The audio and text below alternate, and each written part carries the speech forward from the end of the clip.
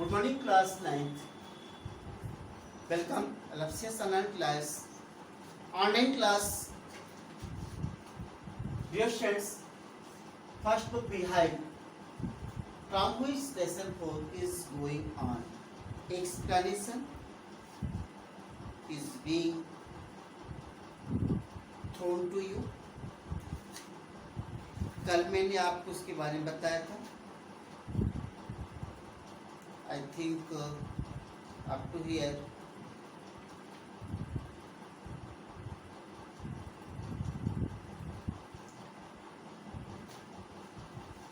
Equal MC square ये complete हो गया था. हाँ, Einstein put the wedding of. चूंकि आइंस्टीन अल्बर्ट आइंस्टीन की मदर ने प्रोटेस्ट किया, इसलिए वो शादी जो है पोस्टपोन कर दी गई अल्बर्ट के द्वारा. यहाँ तक मैंने कल आपको बताया था. मेलिवा के साथ शादी की बात सोचा था, लेकिन मदर ने प्रोटेस्ट किया, तो Albert Einstein postpone that marriage. कर दिया उसने, विवाह को टाल दिया. उस समय डाल दिया, पोस्टपोन किया था, नॉट कैसे. पेयर फाइनली मैरिड इन जनवरी 1903. लेकिन फिर से क्या वो पेयर फाइनल हो गया शादी के लिए, और 1903 में शादी हो गई. उनके पास 2 बेटे थे, but a few years later, कुछ ही वर्ष के बाद मैरिज जो है वो फाल्टर्ड, मींस फेल्ड, वेरी वीक, बहुत कमजोर पड़ गई. मिलेवा लॉसिंग हर इंटेलेक्चुअल एम्बिशन. मिलेवा अपना जो इंटेलेक्चुअल एम्बिशन था, महत्वाकांक्षी बौद्धिक क्षमता, से बेगन टू लॉस, वो खोना शुरू कर दी और ना खुश रहने लगी.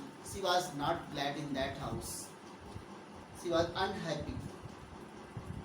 कंटिन्यूअस कुछ वर्षों के बाद फाइटिंग चलती रही, क्वेरलिंग चलती रही, और इन्होंने डाइवोर्स कर दिया.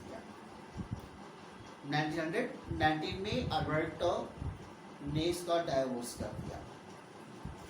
मेलिवा का आइंस्टीन ने शादी कर ली अपने एल्सा, कजिन सिस्टर थी उसकी, उससे विवाह की कर ली. Same year Einstein personal chapter considered with his rise to world fame.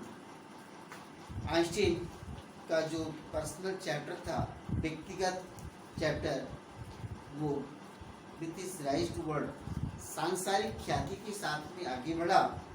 1915 में उसने अपनी जनरल थ्योरी ऑफ रिलेटिविटी को पब्लिश कराया, which provided a new interpretation of gravity, और जिसमें उसने प्रोवाइड किया कि नया इंटरप्रिटेशन, नया एक्सप्लेनेशन इसका ग्रेविटी का.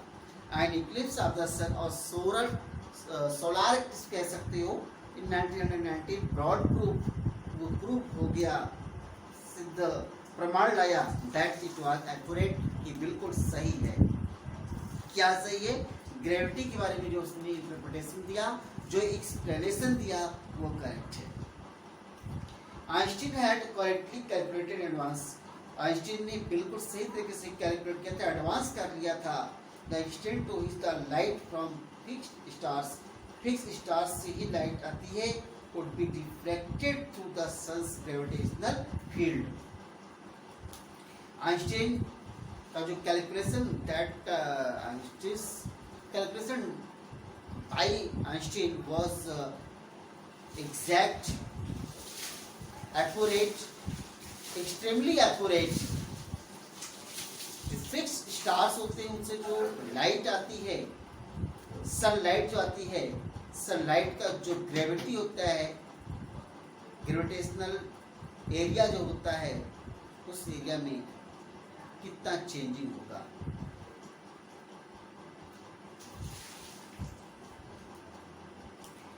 न्यूज़पेपर्स ने उनका जो वर्क है, वर्क का जो डिक्लेरेशन है, वो एक साइंटिफिक रिवोल्ट के रूप में किया. Einstein received the Nobel prize for physics in 1921. 1921 में आइंस्टीन नोबेल प्राइज फिजिक्स भी प्राप्त किया था। He was showered with honors and invitations from all over the world and lauded by the press. He was showered, उन्हें सम्मान मिला था। He was honored by various types of persons and invitations came to him from all over the world. लेकिन हुआ क्या उस समय? Nazi शक्ति आ गई, सत्ता आ गया। नाजी जो अपने पावर में आए, came to power in Germany 1933, Einstein को यूनाइटेड स्टेट्स में जाना पड़ा। आफ्टर 5 years, 5 साल के बाद में न्यूक्लियर फिशन का डिस्कवरी बर्लिन में जो हुआ था, उसने अमेरिकन फिजिस्ट को बिल्कुल दहला दिया। मेरे आपने उनमें से बहुत तो फ्लैट चले गए, भाग गए, थेसिस से मतलब फांसी बात से डर करके चले गए। Just as Einstein had and now they were afraid that Nazis could build a new atom. और सब डर गए, नाजिस जो है बना सकता है और यूज कर सकता है व्हाट आइटम बम। कॉलेजेस के रिक्वेस्ट पर, आर्चबीश रिक्वेस्ट पर आइंस्टीन ने एक लेटर लिखा American president Franklin D Roosevelt को। कब लिखा था? ऑन 2 अगस्त 1939 को लिखा था, जिसमें उसने वार्न किया कि एक बम अगर बनाते हैं, bomb, single bomb of this type, वो एक्सप्लोड कर देगा, बहुत सारी चीजों को डैमेज करेगा, डिस्ट्रॉय कर देगा। उनका शब्द, his words didn't fail to, और उनका वर्ड जो फील हुआ ही नहीं, इफेक्ट वैसे ही था जैसा इसने बोला था। अमेरिकन्स ने उस एटॉमिक बम को सीक्रेट प्रोजेक्ट में रखा था अपनी प्लेस पर, और जा करके उसको जापानी सिटी हिरोशिमा और नागासाकी है उसमें डालने के लिए ड्रॉप इट, गिरा दिया ऑन द जापानी सिटीज हिरोशिमा एंड नागासाकी भी जाकर गिरा दिया 1945। आइंस्टीन बहुत इस डिस्ट्रक्शन से बहुत दुखी हुए थे। इस बार this time he wrote a public missive to the United Nations. उसने लिखा पब्लिक मिसिव को, लिखा पब्लिकली लिखा उसने, यूनाइटेड नेशंस को लिखा। इन इट उसने प्रपोजल भी रखा, permission of world government. Unlike the letter to Roosevelt, this one made no impact, but over the next decade, Einstein got even more involved in politics, agitating for an end to the arms build-up and using his popularity to campaign for peace and democracy.